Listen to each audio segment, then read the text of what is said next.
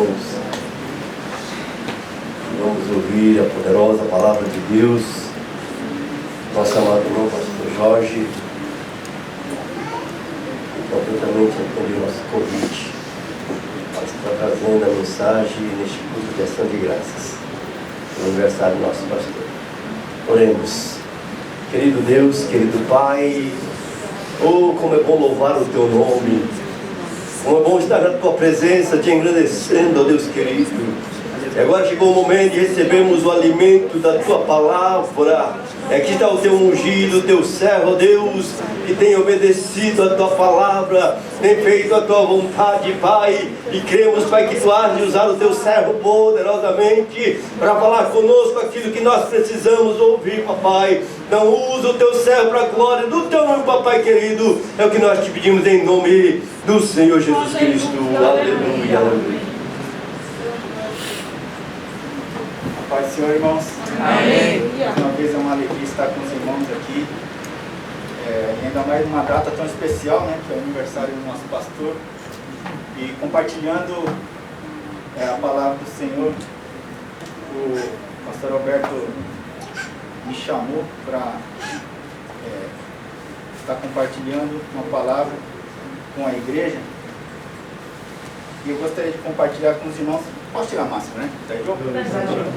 Todo mundo está de máscara, né? Porque senão eu acabo ficando sufocado. Eu gostaria de compartilhar uma palavra com os irmãos. Se encontra em João capítulo 4.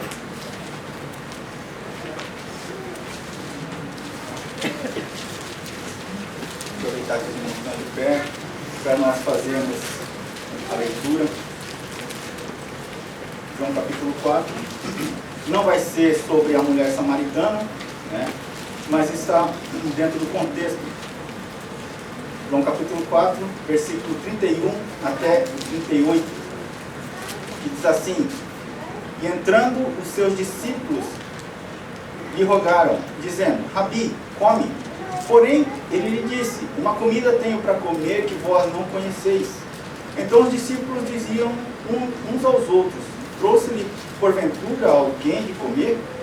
Jesus disse-lhes: A minha comida é fazer a vontade daquele que me enviou e realizar a sua obra. Não dizeis vós que ainda há 4 meses até que venha a ceifa? Eis que eu vos digo: levantai os vossos olhos e vede as terras, que já estão brancas para a ceifa. E o que ceifa recebe galardão e ajunta fruto para a vida eterna, para que assim o que semeia como o que ceifa, ambos se regozijem, porque nisso é verdadeiro ditado: um é o que semeia e outro o que ceifa. Eu vos enviei a ceifar onde vós não trabalhastes, outros trabalharam e vós entrastes no seu trabalho. Amém? Vocês podem tomar assento. Então é uma alegria estar aqui com os irmãos, uma data especial, né? E para compartilhar a palavra do Senhor. Essa palavra que Deus me deu para nós estarmos falando nessa noite é uma palavra. Agora todo mundo acordou.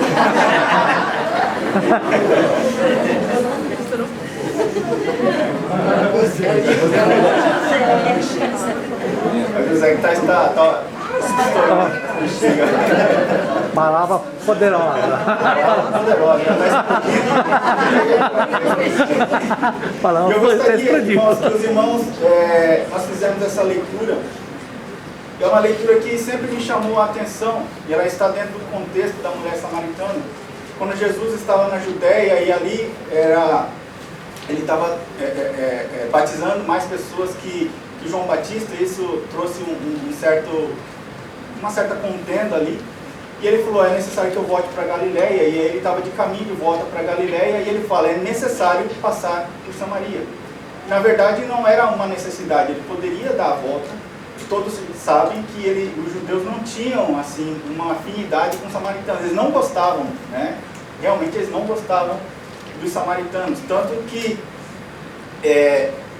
quando eles iam exportar azeite, né, eles não exportavam azeite, né, eles exportavam a azeitona. Se eles tivessem uma cidade acima e tivesse que passar por dentro de Samaria, eles não aceitavam o azeite, porque eles falavam que já estava impuro, porque passou pelo território. Então eles exportavam a azeitona para espremer no território de Israel, e aí sim eles aceitavam como puro, de tanto que era o refúgio que eles tinham. Mas Jesus disse que era necessário passar por Samaria. E lá ele teve um encontro com a mulher samaritana num poço, né, e ele prega o evangelho, ele se revela como Messias. É a primeira pessoa que ele se revela como Messias foi uma mulher.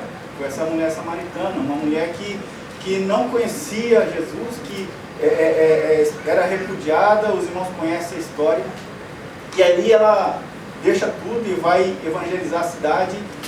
E por causa do testemunho daquela mulher, a cidade de Samaria vem ao encontro de Jesus, né? E ouve as palavras de Jesus. E esse é o contexto dessa leitura. Então eu gostaria de analisar com os irmãos um pouco sobre esse texto que a gente leu.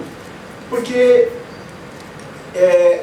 ele começa assim, que Jesus, entretanto, os seus discípulos lhe rogaram, dizendo: Rabi, come. Porém ele disse: uma comida tenho para comer que vós não conheceis. Essa frase de Jesus, é uma comida que vós não conheceis, me chamava muita atenção. Porque eu pegava para mim isso. Eu falei: como, Jesus? Né? E vocês, muitas vezes quando lê, vocês pegam para você, assim, falam: mas como? Eu já sou crente há um bom tempo, como eu não conheço? Qual é essa comida que eu não conheço? Né? Eu já sou crente há 10 anos, eu já sou crente há 5 anos, há 20 anos, eu já nasci crente. Como que eu não conheço Jesus? Mas muitas vezes a gente não conhece. E a gente não experimentou de verdade o que é essa comida. Que ele depois ele fala, que é o que? A minha comida é fazer a vontade daquele que me enviou e realizar a sua obra. Né? Todo sonho do pastor, né? Eu faz pouco tempo que eu vim para esse lado aqui, né? Eu era do lado daí, né? Então a gente, né, vira assim 180 graus e quando a gente está sentado a gente olha para cá, para a pessoa que está pregando, para a pessoa que está ministrando. Agora quando a gente está aqui a gente vira totalmente, a gente está olhando para aí e aí em vez de receber a gente tem que dar. A gente tem que receber, buscar do Senhor, né, a palavra, a graça, a sabedoria. A gente tem que se esvaziar de nós mesmos. E uma coisa que eu tenho aprendido é que tem me aliviado bastante, né? É que eu não tenho a responsabilidade de dar resultado. A minha responsabilidade é fazer a vontade de Deus. É entregar aquilo que Deus me deu para entregar. De semear. Verdadeiramente semear. O dar fruto, o fazer crescer, não é a minha parte. É com Deus. A minha parte é fazer a vontade. É obedecer aquilo que Deus colocou na minha mão para fazer. Isso tira da gente um peso enorme, porque muitas vezes a gente quer, né? Por exemplo, a gente quer que o irmão seja curado. A gente ora, a gente repreende, a gente fala o nome de Jesus, em nome de Jesus, seja repreendida essa enfermidade. Mas não está em nós, não é verdade? A nossa parte é orar, pedir a Deus, cura, batiza com o Espírito Santo. Agora o resultado é com Deus.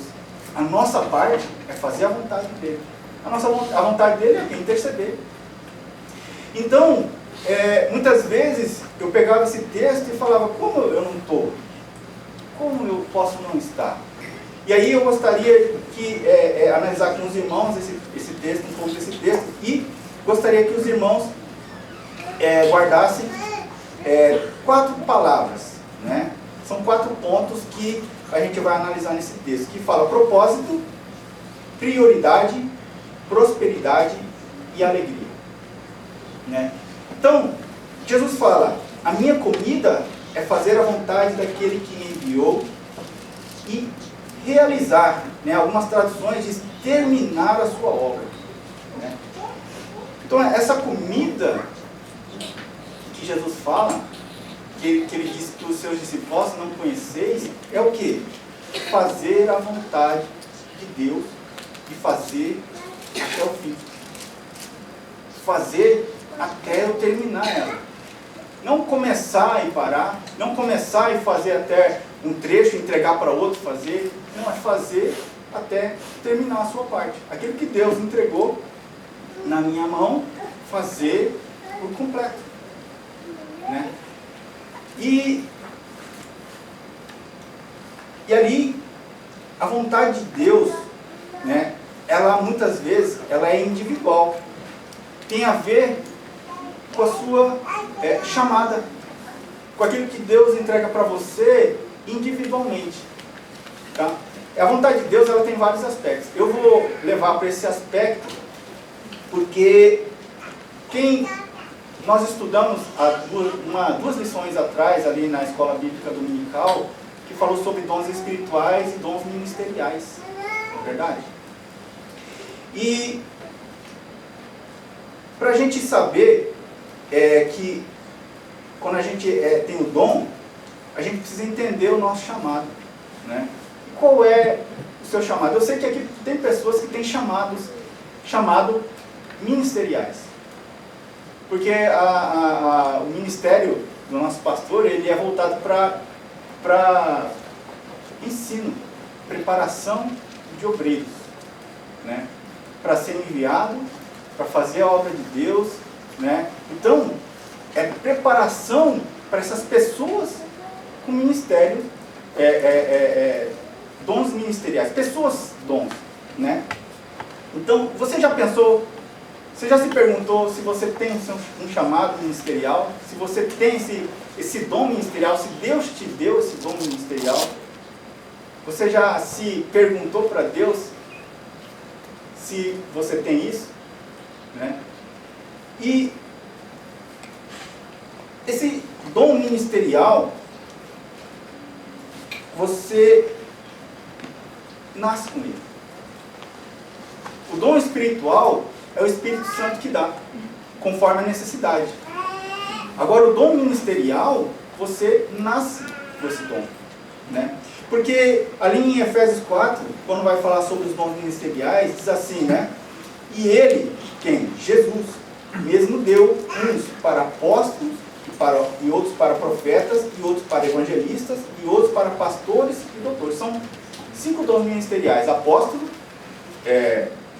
profeta, evangelista, pastor e mestre. Lembra dos dedos? Né? Então, quem deu? Jesus. Ali está falando de Jesus. Né? Não foi o Espírito Santo, foi Jesus. Né? Deu para quem? Deu para a igreja. Então, essas pessoas, Deus, Jesus Cristo, dá para servir a igreja.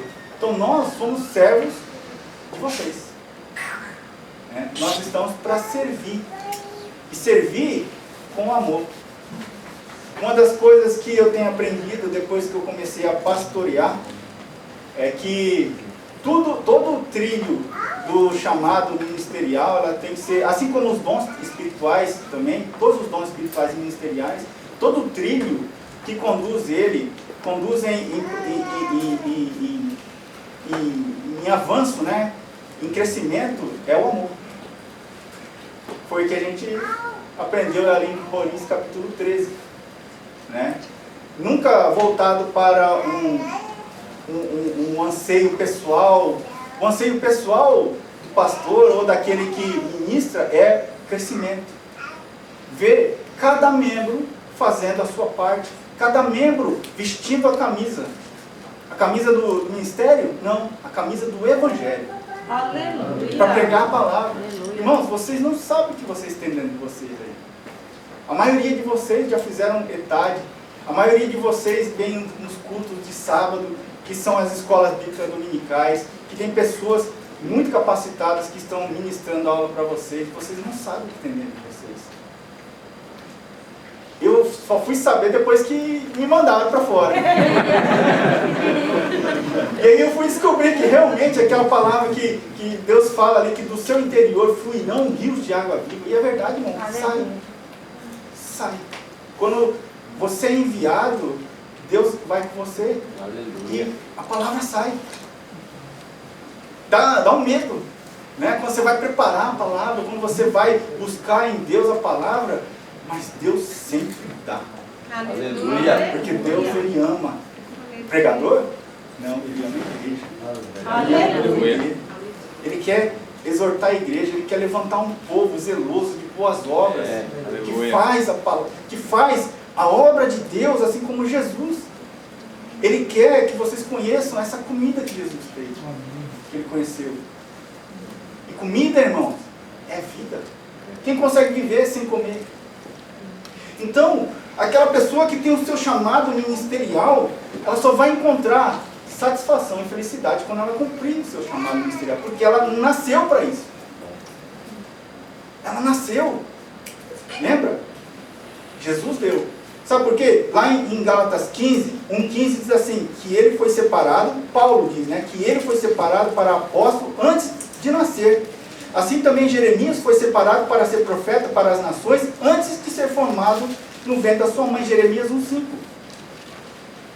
Então ele já foi separado, já foi chamado antes de nascer. Antes de ser formado no ventre da sua mãe. Você entender esse dom ministerial, que foi chamado para ser esse ministro, antes de nascer, você já foi escolhido por Deus. E não foi acidente, não foi uma coisa aleatória, não foi assim, vamos ver quem eu vou escolher, Deus lá de cima, na sua soberana vontade, ele olha ali, não, tá ali, vai ser formado, não, escolher aquilo ali, não. Sabe lá em Efésios 1, vamos ler Efésios 1?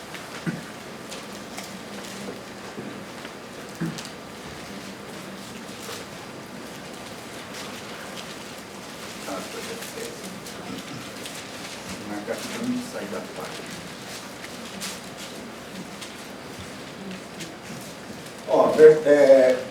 Vamos começar do versículo 3. Bendito Deus e Pai do nosso Senhor Jesus Cristo, o qual nos abençoou com todas as bênçãos espirituais nos lugares celestiais em Cristo, como também nos elegeu nele antes da fundação do mundo, para que fôssemos santos e irrepreensíveis diante dele em amor. E nos predestinou para filhos de adoção por Jesus Cristo para si mesmo, segundo o beneplácito da sua vontade. Então, antes o quê? De você ser formado no ventre? Não, antes da fundação do mundo. Ele já nos elegeu nele. Antes do mundo ser criado, ele já viu você. Ele já me viu. Ele já te escolheu. Ele já me escolheu. Então, o nosso nascimento, muitas vezes, tem pais que engravidam, né, e falam, não foi planejado. Não foi planejado por eles, mas por Deus foi. Antes da fundação do mundo. Com toda certeza foi antes da fundação do mundo. Antes que o mundo existisse, Deus já planejou você. Tem pessoas que foram rejeitadas por pais. Mas Deus não rejeitou. Deus planejou o seu nascimento, o meu nascimento. Por isso que nós somos amados. Mesmo que a nossa mãe nos abandone, Deus não nos abandona. Aleluia. Porque Ele já planejou. Ele já nos viu antes da fundação do mundo. Isso não é maravilhoso? Então, se você foi planejado, né, se você está nos planos de Deus, e antes disso você já foi chamado, você tem um propósito, certo? Um propósito de ser um apóstolo, ou um profeta, ou um evangelista, ou um pastor, ou um mestre. Tem gente que fala que pastor e mestre são a mesma coisa. Mas, então, o ponto que eu quero dizer para vocês, que a gente só vai encontrar satisfação quando a gente fazer aquilo pelo qual nós fomos criados. Pelo qual você foi planejado antes da fundação do mundo, antes de ser formado no ventre da sua mãe. Deus já te chamou. E você só vai encontrar satisfação quando você cumprir esse chamado. Por isso, irmão, tem muito crente que fala assim, eu tenho Jesus, né? Mas eu ainda me sinto incompleto. É porque ainda não entrou, não conheceu essa comida que Jesus falou que não conhece. Então, propósito, né? Primeira palavra. E os dons espirituais é o Espírito Santo que nos dá a igreja. Só para lembrar, conforme a necessidade. Agora os dons ministeriais é Jesus que nos dá, né? E essas pessoas nascem com esses dons. Então, se essas pessoas nascem com esse propósito, elas só irão encontrar um lugar de satisfação se os cumprir. Por isso tem crente que já tem Jesus e se sente incompleto ou insatisfeito, porque ainda não conhece ou não se submeteu. Né? Porque tem isso também. Porque tem pessoas que sabem, lá no fundo ele sabe, mas ele não se submete. Ele não se submete. Não, eu não, é o pastor, é o evangelista, é o presbítero, é o Alisson, que é o pastor Henrique, é o presbítero Anso. Né? Não, eu não, todo mundo menos eu. Então, eles vão encontrar o lugar de satisfação deles. Mas você nunca vai encontrar o seu, se você não se submeter. Eu já falei para vocês que meu lugar de satisfação é quando eu ministro aula. Quando eu dou aula na escola bíblica dominical ou na escola sabatina, eu sinto um lugar de satisfação, de alegria. E principalmente quando eu consigo transmitir tudo aquilo que Deus deu para mim. Aleluia. Né? Tem um irmão lá em Toyohashi que eu perguntei para ele: o que você sente mais satisfação de fazer para Deus? Ele falou: é pregar. Graças a Deus, tá? Mas, e você? Onde você se satisfaz nesse plano de Deus, nessa obra de Deus? Deus não te chamou só para ser salvo e ser abençoado. Isso é parte, né? Mas Ele te chamou também para ser bênção. Para ser bênção na vida de outros, para semear essa boa semente, para experimentar dessa boa comida que vai satisfazer, vai trazer vida, mas também alimentar os outros, levar essas outras pessoas a experimentar essa comida e ser saciado. Ser saciado. Então, o primeiro ponto é propósito. Também Jesus mostra a necessidade espiritual mostra que a necessidade espiritual tem prioridade. Né? Aí a gente entra no segundo ponto. O primeiro é propósito, o segundo é prioridade. E precisa vir antes do natural. Nesse texto aqui, ele evangelizou a mulher samaritana. Enquanto ele estava evangelizando, os discípulos foram para a cidade comprar comida, porque eles estavam cansados da viagem. Jesus estava com sede, e até que ele pede água para a mulher samaritana. E quando eles voltam, né, voltaram do combine, com o bentô, e Jesus fala para eles: olha, eu tenho uma comida que vocês não conhecem, e a comida que eu tenho é fazer a vontade de Deus, a vontade do meu Pai, e terminar, completar ela. E o que ele estava querendo dizer? Que, olha, a mulher samaritana está vindo com um monte de samaritano aí. Então, eu estou com fome. Ele não estava negando que ele estava com fome. Ele não estava negando que ele estava com sede. Mas ele falou: olha, o bentô está aí, pode deixar aí.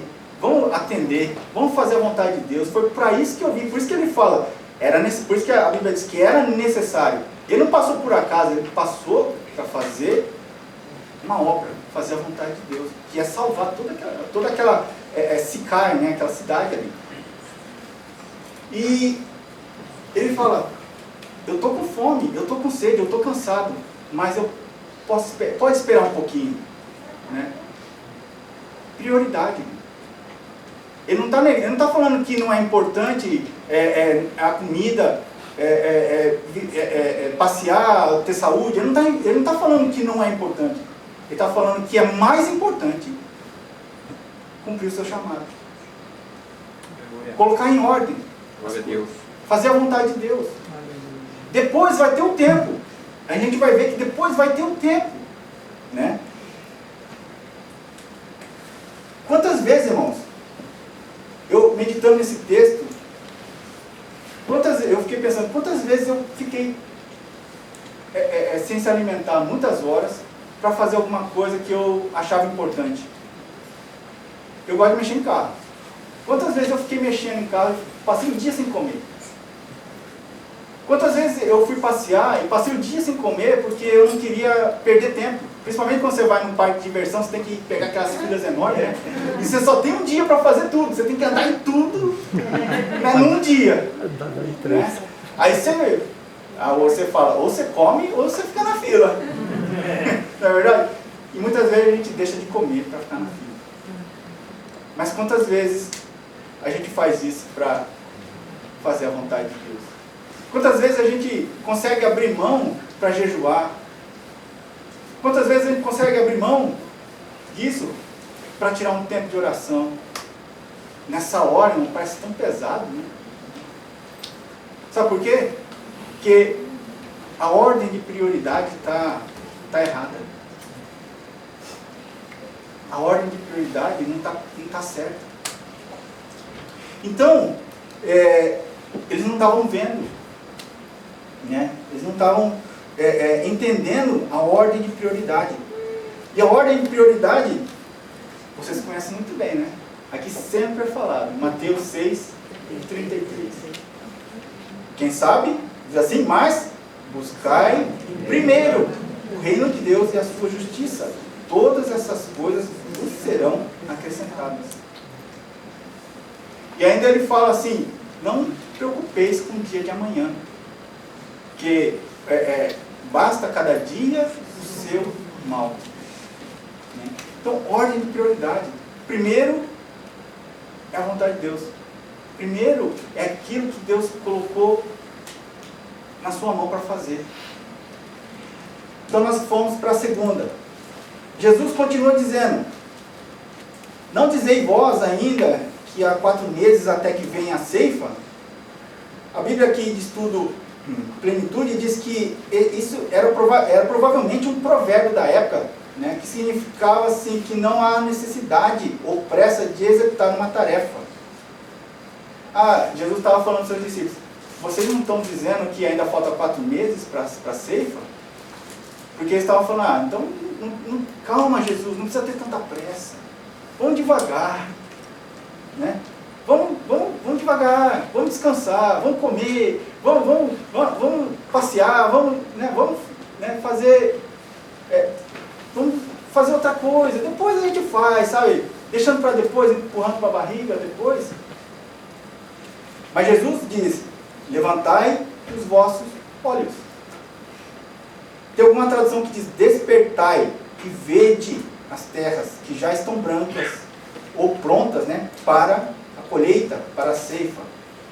E desse texto, né, eu tirei o título dessa pregação, né, quando ele fala, levantai os vossos olhos, né, e vede as terras. Eu contextualizei para o nosso contexto aqui de Japão, né, de descendente japonês. Então o título dessa lição eu acho que os irmãos já ouviram lá no Brasil, né, e alguns podem até ficaram bravos na época, mas o título é Abre o Olho Japonês. É como Jesus falasse assim, abre o olho japonês, você não está vendo? Eu só foi para descontrair, tá? Para não acordar. Mas esse é o título mesmo, tá? Ou você pode usar outra tradução, acorda japonês, né? Porque tem que despertar aqui, né? Então, ele estava falando, levante os olhos e veja. Olhe. E esse levantar os olhos pode significar, que eles estavam olhando para o lugar errado. Pode significar também que eles estavam olhando para o seu próprio caminho. Porque quando você olha para baixo, você está olhando aqui só para o seu caminho. Só que você não consegue olhar ali. Sua visão é limitada ao espaço onde você está ali. Ou pode até significar que você está olhando só para o seu próprio umbigo. Está cuidando só das suas necessidades, só da sua vida, como se fosse só isso que a gente tem para fazer, ou que Deus nos deu para fazer, né? Só que Jesus, ele fala, levante os olhos e veja quantas oportunidades vocês têm, nós temos, de fazer a obra de Deus. Semana passada nós começamos essa revista nova, né, que fala sobre o apóstolo Paulo. E lá fala que Deus preparou tudo para que o Evangelho fosse pregado, fosse rapidamente espalhado. E fala que Jesus, na plenitude dos tempos, Jesus veio. Né? Na plenitude, quando estava tudo pronto. Deus preparou tudo. Ele levantou impérios, derrubou impérios, levantou outros impérios, derrubou, levantou outros, né, para preparar a língua, para preparar as estradas, para trazer segurança para as viagens. E depois que estava tudo preparado, Jesus veio pregar o Evangelho, e Jesus envia a tua igreja para pregar o Evangelho. E a mesma mensagem é para nós hoje. Ele fala, olha as oportunidades. E aí a gente entra no próximo ponto, né, que é oportunidade. Irmãos, vocês conseguem ver as oportunidades? Vocês conseguem enxergar as oportunidades? Sabe qual é o limite da oportunidade? É o mundo todo. Esse é o limite. Você consegue olhar, levantar a sua cabeça, levantar os seus olhos e olhar as oportunidades? Não tem limite. O limite é o mundo todo.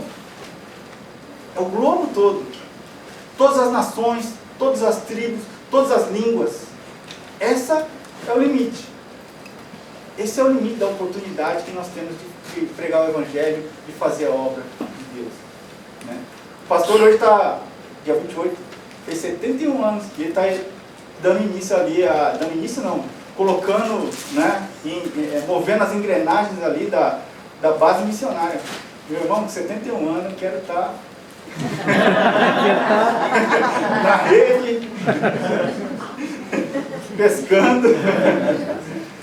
Mas o pastor está dando início, 71 anos. Né? Isso é um exemplo.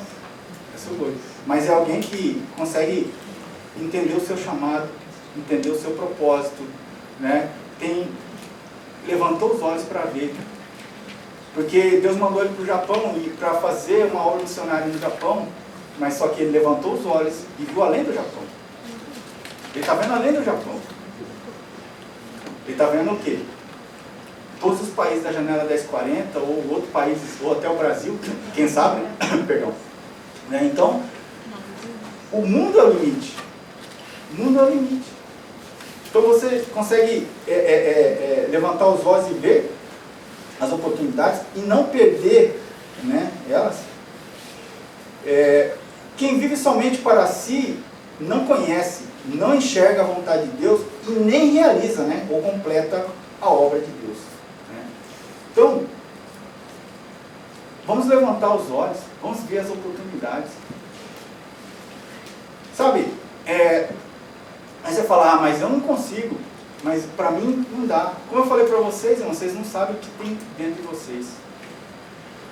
O maior impedimento nosso é o nosso coração. Onde está o nosso coração? Vocês não sabem o que nós somos capazes de fazer quando a gente coloca o coração no negócio. Quando a gente coloca toda a nossos esforços, né, toda a nossa força, toda a nossa mente no negócio. E Deus fala, né? Qual é o primeiro grande mandamento? Amar o Senhor seu Deus, né, de todo o teu coração, de toda a tua alma, de todas as suas forças. Sabe?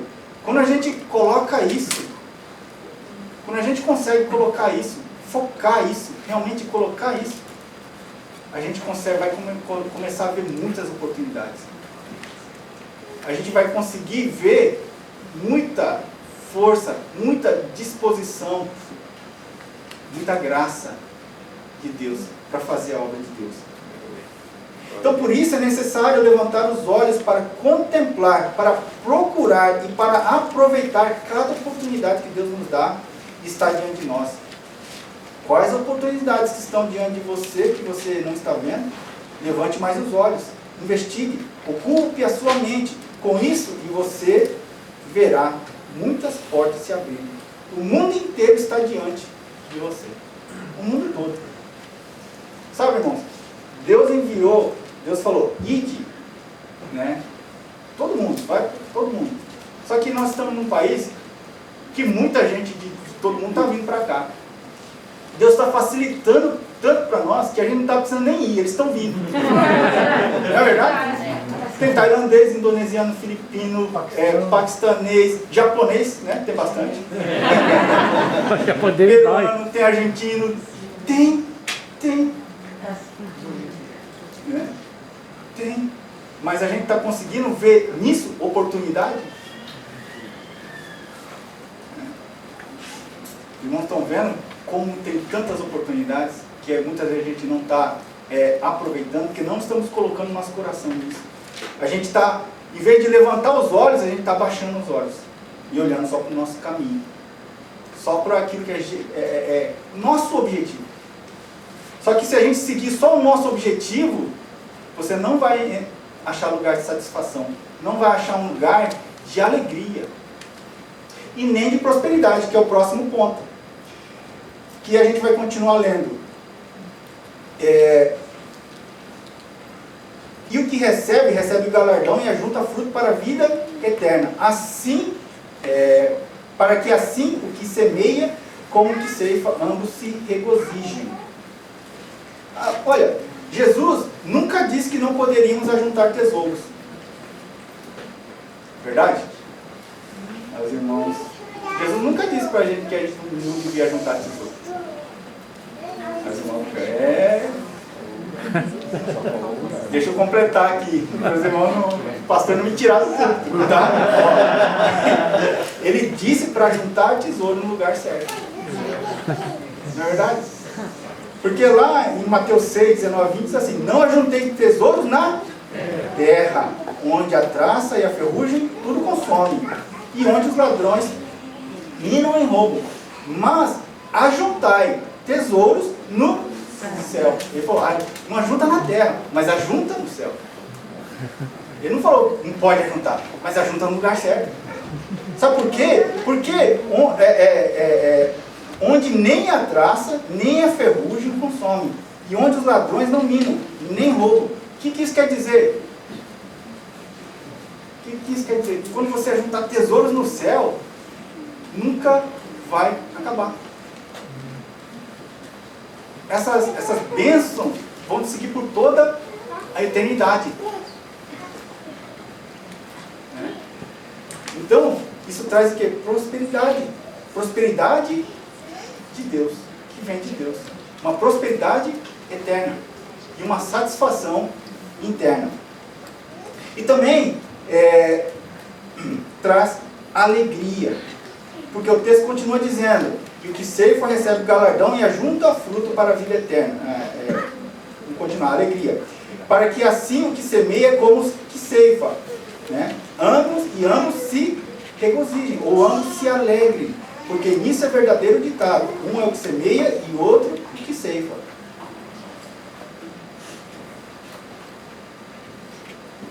Uma vez eu vi uma pergunta muito interessante, né? Que perguntaram assim: qual é a melhor hora do seu trabalho? Aí eu vi uma resposta mais interessante ainda: é hora de ir embora.